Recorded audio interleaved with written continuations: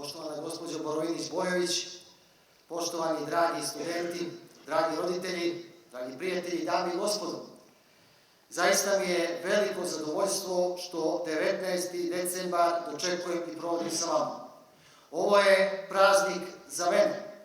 Praznik jer pred vama osjećam se svoj na svome i osjećam se kao da se vratio u amfiteatar, pred svoje studente, zajedno sa svojim dragim kolegama i da pomjeramo granice, da učimo nešto novo, da znanje koje su neki bolji i veći od mene dali meni, ja prenosim vama. Veliki je današnji dan, danas je dan oslobođenja Podgorice, danas slavimo neke ljude i neke događaje koji su bili prije nas. Pozivamo vas da poštujete vrijednosti antifašističke borbe, da poštujete i volite Podgoricu, a Podgorica strašno puno polaže na vas, računa na vas. Vi ste ta buduća snaga nove Podgorice, vi ste ti u koje imamo najveće povjerenje i kada smo postali Europska prijestolnica mladih, mislili smo i računali upravo na vas i vaš doprinos. Izborom Podgorice za Europsku prijestolnicu mladih mi smo odlučili da se mijenjamo, da budemo bolji upravo po vašem diktatu.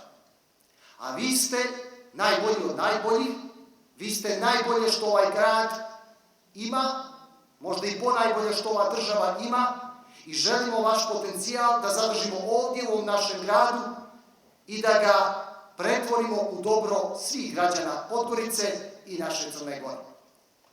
Želim da čestitam vašim roditeljima. Dragi roditelji, nema veće sreće i nema većeg zadovoljstva nego kad je vaše potomstvo zdravo i uspješno. Znam, pošto sam i sam roditelj, da jedino sreća mog djeteta je veća od svake moje sreće i svakog mog uspjeha. Znam da se i vi tako osjećate i zbog toga moje srdačne čestitke i imate se čime ponositi.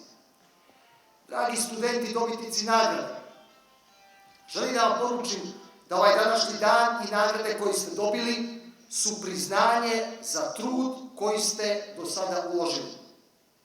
Ja ću vam reći, ako želite da postignete uspjeh, imate pravo da slavite samo danas.